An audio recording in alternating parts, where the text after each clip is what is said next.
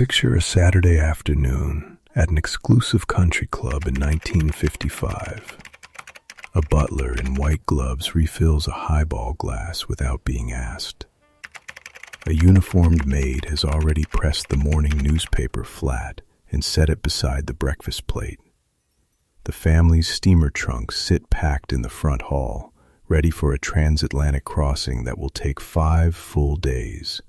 An entire private stateroom reserved for the trip. None of it looked like showing off exactly. It looked like simply how a certain class of American family lived, taken almost entirely for granted by the people living it. Understanding exactly what wealth actually bought in that decade, and precisely which laws, technologies, and economic shifts eventually made so much of it disappear, tells a genuinely revealing story about how thoroughly the texture of being rich in America has changed since then. The wealthiest Americans of the decade paid a top marginal federal income tax rate that would sound almost unbelievable by today's standards, a documented fact that shaped nearly everything else about how that wealth was displayed and spent. Throughout the 1950s, the top marginal federal income tax rate sat at 91%, applied to income above a very high threshold, a rate established through wartime revenue legislation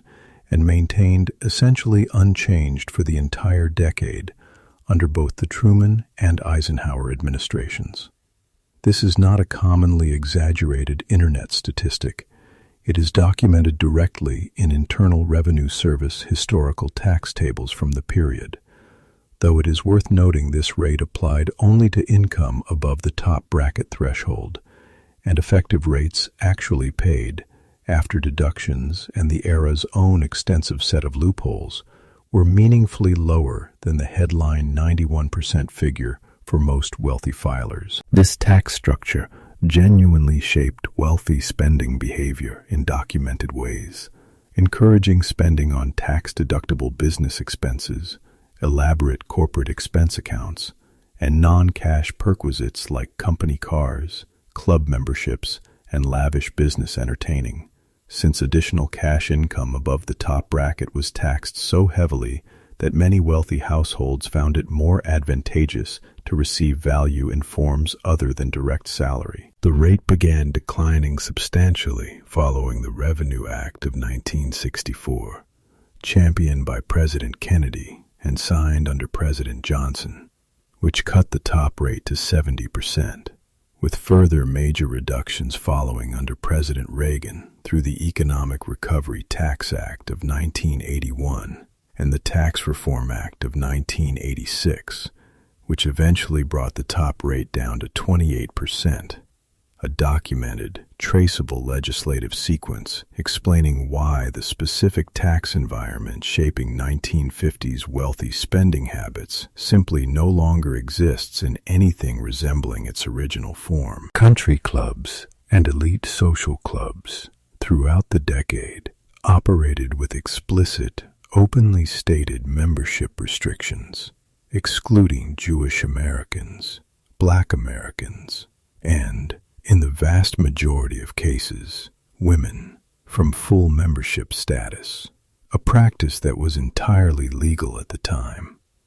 Exclusive country clubs, city clubs, and resort associations throughout the 1950s commonly maintained written or unwritten membership policies, explicitly barring Jewish and Black applicants, alongside widespread quiet gentlemen's agreements among wealthy social circles, reinforcing this exclusion informally, even where no formal written policy existed, a documented pattern extensively researched by historians studying mid-century American social stratification. Women, even from wealthy families, were frequently restricted to limited associate membership status at many of these same clubs, barred from full voting membership, certain dining rooms, golf tee times during preferred hours, or governance positions within the club itself. This began changing through several converging legal developments, including Title II of the Civil Rights Act of 1964, which banned discrimination in public accommodations, though private clubs retained significant legal exemption from this specific provision for considerably longer than public businesses. More direct pressure came through Internal Revenue Service policy changes and a series of state-level public accommodation law expansions throughout the 1970s and 1980s, along with a landmark 1988 amendment to federal civil rights law, specifically closing loopholes that had allowed ostensibly private clubs, functioning essentially as extensions of business networking, to maintain discriminatory membership while still receiving favorable tax treatment. Many of the most prominent historically restricted clubs did not admit their first Jewish, black, or female full members until well into the 1980s or even 1990s, meaning this specific, documented practice persisted considerably longer past the 1950s than most people assume, before finally eroding under sustained legal and reputational pressure. Live-in domestic staff, cooks, maids, butlers, and chauffeurs were a genuinely common feature of wealthy 1950s households, supported by a labor market and legal structure that made this arrangement considerably more affordable and more legally unregulated than it would be today. Wealthy 1950s households commonly employed multiple live-in domestic staff members, a practice supported by both a labor market offering few alternative employment options to many working-class women, particularly women of color, and by domestic work's near total exclusion from the labor protections that governed most other American industries at the time, including minimum wage law, overtime pay requirements, and Social Security coverage, all of which domestic workers were explicitly excluded from under the original Fair Labor Standards Act and Social Security Act provisions. This began changing through specific, traceable legislative amendments, including the 1974 amendments to the Fair Labor Standards Act, which finally extended minimum wage and overtime protections to most domestic workers, following decades of advocacy specifically highlighting how this exclusion had disproportionately affected black women working in this industry throughout the preceding decades. Combined with the rapid, well-documented adoption of labor-saving household appliances, automatic washing machines, dishwashers, and vacuum cleaners becoming standard equipment across even upper-middle-class homes by the 1960s and 1970s, alongside considerably expanded employment alternatives for women entering the broader workforce following the civil rights and equal employment legislation already discussed. The specific economics that had made multiple live-in domestic staff commonplace, even among moderately wealthy 1950s households, shifted substantially, making the practice considerably rarer and more expensive relative to household income by the following decades. Transatlantic ocean liner travel represented the pinnacle of wealthy leisure and status display throughout the decade, an entire category of luxury experience that essentially disappeared within less than a decade due to a specific technological disruption. Wealthy Americans throughout the 1950s commonly traveled to Europe aboard massive ocean liners, journeys that took 4 to 5 days each way, with first-class passage offering private staterooms, formal dining rooms, and an entire onboard social hierarchy explicitly organized around passenger wealth and status, representing not simply transportation, but a genuinely elaborate, extended social ritual and status display in its own right. This entire category of travel collapsed with remarkable speed following the introduction of commercial jet airliner service, specifically the Boeing 707's entry into transatlantic passenger service in 1958, which reduced the same journey to under 8 hours. Documented passenger volume statistics from the period show transatlantic ocean liner traffic declining by roughly half within just a few years of jet service beginning, with most major ocean liner companies either converting their fleets to cruise-focused leisure travel or ceasing transatlantic passenger operations entirely by the mid-1960s. A documented technological disruption that eliminated an entire wealthy status ritual within less than a single decade, considerably faster than almost any of the other changes discussed here. Debutante balls, formal social events introducing young women from wealthy families into elite society, remained a significant, widely covered social institution throughout the decade, one that has declined substantially in both scale and cultural significance since. Formal debutante presentations throughout the 1950s functioned as genuinely significant social and, in practice, matrimonial events, extensively covered in newspaper society pages and organized around elaborate, expensive preparation, including custom gowns, etiquette training, and formal presentation ceremonies specifically designed to introduce young women from wealthy families to eligible bachelors from similarly wealthy families within a highly structured, chaperoned social setting. The tradition's decline traces to several documented converging factors, including the women's rights movement of the following decades, directly challenging the institution's underlying premise that a young woman's primary social purpose centered on marriageability display, alongside a broader decline in newspaper society page coverage as the print media landscape itself contracted substantially from the 1970s onward, and considerably more diverse educational and career pathways becoming available to wealthy young women that reduced the practical social function debutante presentation had originally served. While formal debutante balls still exist today in modified, considerably smaller form in certain cities, historians studying the tradition have documented a substantial, sustained decline in both participation rates and broader cultural significance compared to the institution's mid-century peak. Elite department stores throughout the decade offered wealthy customers a level of dedicated personal shopping service, tailored specifically to a small clientele of known, wealthy, repeat customers, structured around exclusive store charge accounts, rather than any universally available payment method. Wealthy customers throughout the 1950s commonly maintained personal relationships with dedicated sales staff at exclusive department stores,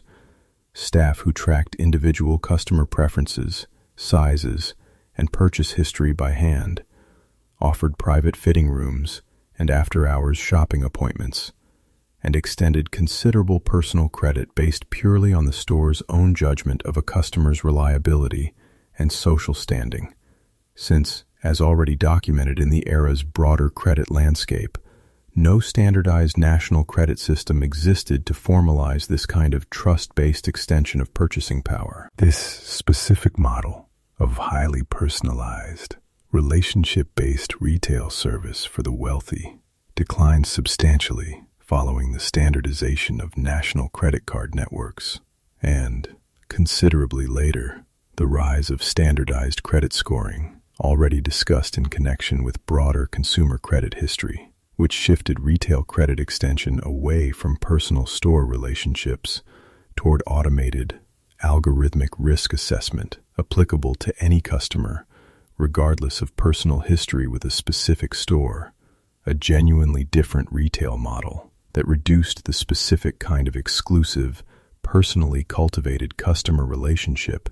that had once distinguished elite department store service for wealthy 1950s shoppers. Segregated resorts, hotels, and vacation destinations throughout the decade offered wealthy white Americans an entire category of leisure travel experience, explicitly, legally, closed to Black Americans, regardless of their own wealth or social standing. Many of the most prestigious resort destinations throughout the 1950s, particularly across the South, but including numerous northern establishments as well, maintained explicit racial exclusion policies, meaning a wealthy Black American family, regardless of income or social prominence, faced legally sanctioned exclusion from an entire category of leisure destination freely available to white Americans of comparable or even lesser wealth. This documented reality meaningfully complicates any simple, uniform picture of what wealth actually purchased during the decade, since the value of wealth itself was, in this specific and significant respect, contingent on race in a way federal civil rights legislation would not address until the Civil Rights Act of 1964 finally outlawed this kind of exclusion in public accommodations nationwide. Private railroad cars,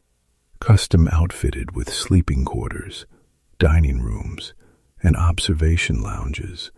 represented one of the decade's most exclusive travel status symbols, an entire category of luxury that essentially vanished alongside the broader decline of American passenger rail.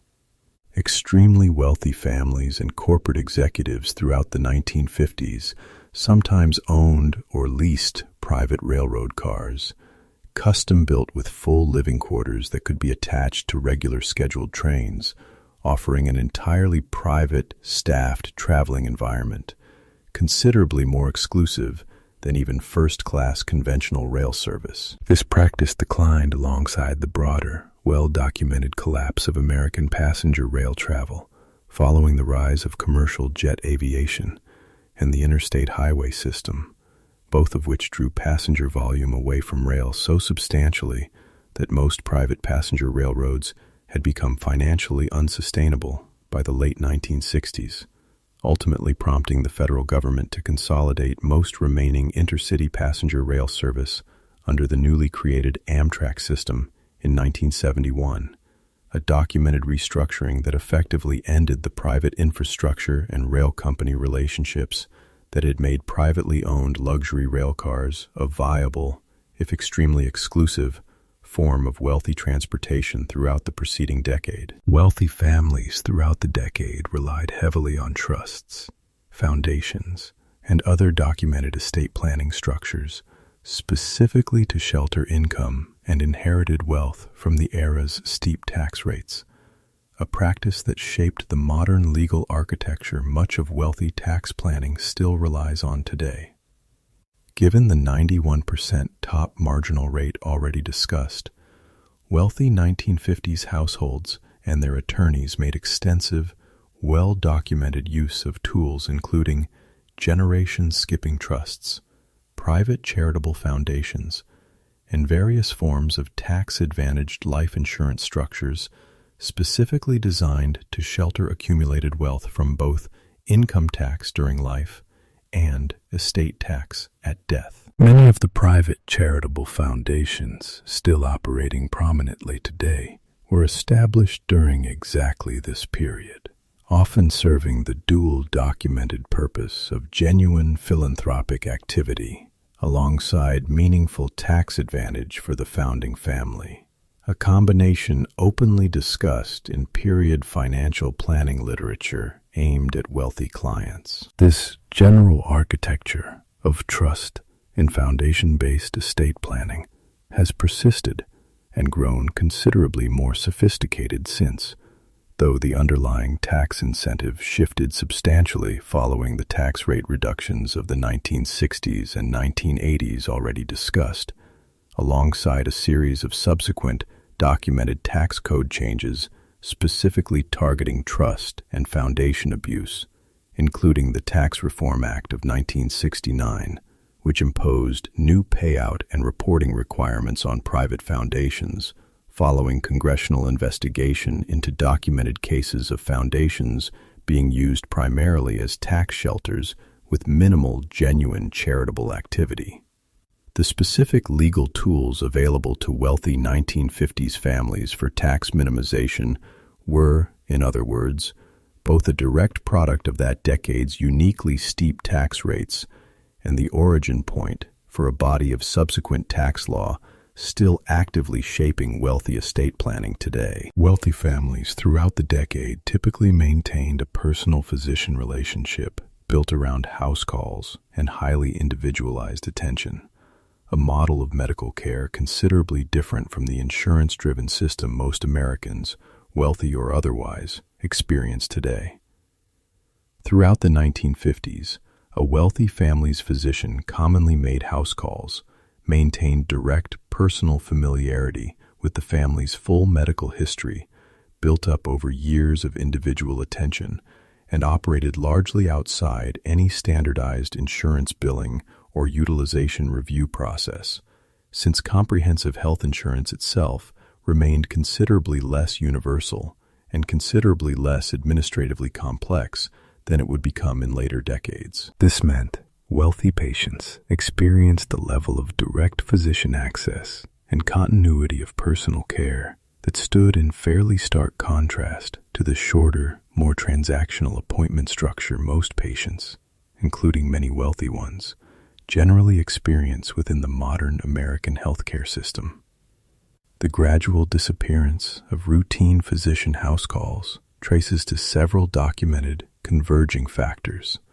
including the post-1965 expansion of Medicare and Medicaid,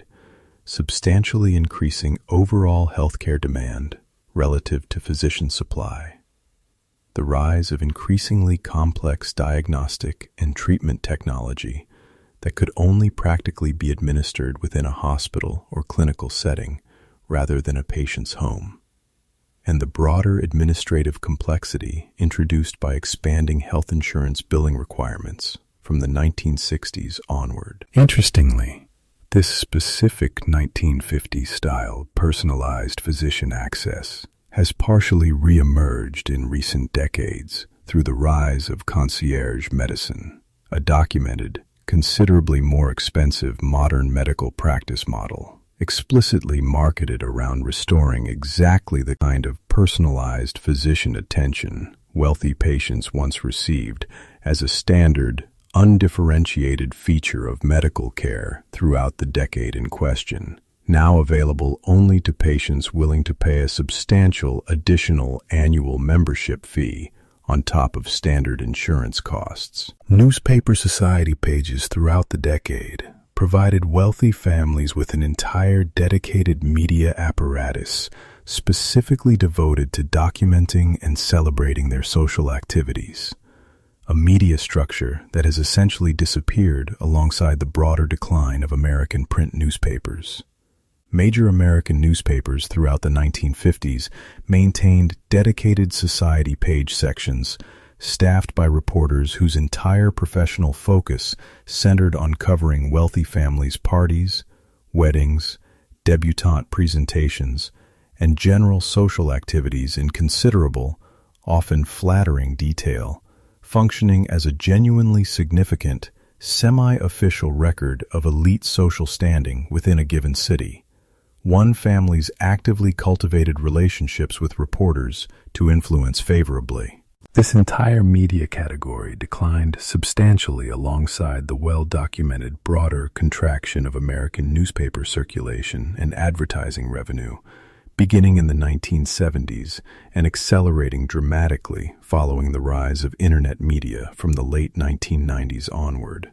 with most major newspapers eliminating dedicated society page sections entirely by the 1980s and 1990s, as shrinking newsrooms redirected remaining reporting resources toward coverage considered to have broader general readership appeal.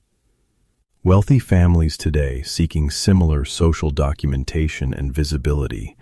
have largely shifted toward directly controlled channels, including social media and specialized event photography services, a documented shift from relying on independent, if often accommodating, newspaper reporters toward wealthy individuals and families controlling their own social image and narrative directly, without the mediating layer a dedicated society page reporter once provided. Wealthy executives throughout the decade typically built their fortunes through decades of steady advancement within a single large corporation, supported by a defined benefit pension structure and corporate loyalty norms considerably different from the equity-driven, mobile career patterns that generate most modern American wealth. Corporate executive wealth throughout the 1950s was overwhelmingly built through salary, bonus, and defined benefit pension accumulation within a single company over an entire career,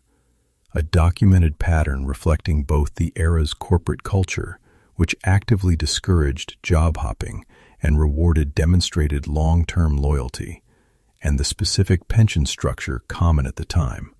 which guaranteed a fixed retirement income based on salary and years of service, rather than the participant-directed investment risk built into the 401k retirement accounts that would eventually replace traditional pensions for most American workers. This model shifted substantially following the widespread corporate adoption of 401k retirement plans after their creation under the Revenue Act of 1978, alongside a broader, well-documented decline in traditional defined benefit pension coverage across American industry from the 1980s onward, and the rise of stock option and equity-based compensation as an increasingly dominant component of executive pay, a shift that fundamentally changed how the most successful modern executives and entrepreneurs actually accumulate wealth, increasingly through equity appreciation in company stock or ownership stakes, rather than the steady, guaranteed pension-based accumulation that had defined executive wealth building throughout the 1950s specifically. Yacht ownership and country club golf throughout the decade functioned as fairly standardized, universally recognized markers of wealthy leisure identity, considerably more homogeneous than the far more individualized, fragmented landscape of wealthy leisure activity common today. Wealthy leisure culture throughout the 1950s centered around a relatively narrow, well-documented set of shared activities: yacht clubs, country club golf, and formal dinner parties chief among them, reflecting both the more socially conformist broader culture of the decade and the more limited range of leisure infrastructure and travel options actually available to even the wealthiest Americans at the time. Sociologists studying elite leisure culture of the period have documented this relative homogeneity as reflecting a genuinely smaller, more socially interconnected wealthy class, one where shared participation in a narrow set of recognized activities served an important function in signaling and reinforcing social belonging within that class. The considerably more fragmented, individualized landscape of wealthy leisure activity visible today, extending across everything from space tourism to specialized extreme sports to highly individualized wellness retreats, traces partly to the sheer expansion in the number of wealthy Americans since the 1950s, a documented consequence of the wealth concentration trends already discussed, and partly to a broader cultural shift away from the more conformist, status-homogenizing social pressure that characterized mid-century elite culture specifically, toward a considerably more individualistic model of status display that rewards distinctive, personally curated experience over participation in a shared, universally recognized set of activities. Stock ownership itself was considerably more concentrated among a smaller share of wealthy Americans throughout the decade than it is today, a documented shift with real implications for how ordinary economic growth has connected to household wealth building since. Direct stock market participation throughout the 1950s remained heavily concentrated among a relatively narrow slice of wealthy and upper-middle-class American households, with documented historical survey data showing considerably lower rates of broad household stock ownership compared to later decades, reflecting both the absence of the tax-advantaged retirement account structures that would eventually democratize stock ownership and a broader cultural wariness towards stock investments still lingering from the Great Depression within living memory for most adults of the era. This changed substantially following the introduction of the individual retirement account in 1974 and the 401k plan already discussed in 1978, both of which gradually extended meaningful stock market participation to a considerably broader share of the American population through tax-advantaged retirement savings, a documented shift in the underlying mechanics of American wealth building that meant later decades' overall stock market growth translated into retirement wealth accumulation for a considerably wider segment of the population than the narrower, more concentrated 1950s pattern had allowed. Even as separately documented wealth concentration research shows the very largest fortunes still growing considerably faster than this broader participation. Commercial air travel itself remained a genuinely exclusive, expensive luxury throughout most of the decade, closer in practice to the private railcar experience already discussed than to anything resembling mass air transportation as it exists today. Airline ticket prices throughout the 1950s, adjusted for inflation, ran considerably higher relative to average household income than modern airfare, a documented consequence of a heavily regulated airline industry operating under the Civil Aeronautics Board, which controlled routes and fares nationally and kept competition, and therefore price pressure, deliberately limited throughout the decade. Flying remained enough of a genuine luxury event that airlines marketed the experience itself around formal dining service, generous legroom, and a level of onboard attentiveness explicitly designed to appeal to a wealthy clientele who could afford what was, for most American families, simply out of reach for ordinary travel. This changed substantially following the Airline Deregulation Act of 1978, which eliminated federal control over airline routes and fares, prompting a documented, sustained decline in average ticket prices as competition intensified considerably across the following decades, gradually transforming air travel from the exclusive, formally luxurious experience common throughout the 1950s into the considerably more accessible, if less individually attentive, mass transportation system most Americans use today.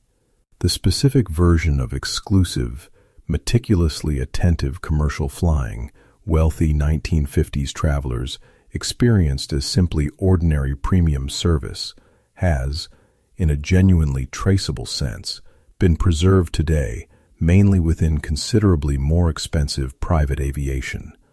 a modern echo of a luxury standard that regulated commercial aviation itself once offered as a matter of course. Taken together, the specific texture of wealthy American life in the 1950s traces to a coherent, documented set of tax policy, legal exclusion, labor structure, and technological conditions unique to that particular decade, rather than reflecting any timeless, unchanging version of what being rich has always meant. The 91% top tax bracket shaping spending behavior, the explicit legal exclusions structuring club membership and resort access, the unregulated domestic labor market supporting live-in household staff, and the ocean liner travel era ending within less than a decade once jet aircraft made it obsolete. All of these were specific, traceable features of a particular moment in American economic and legal history,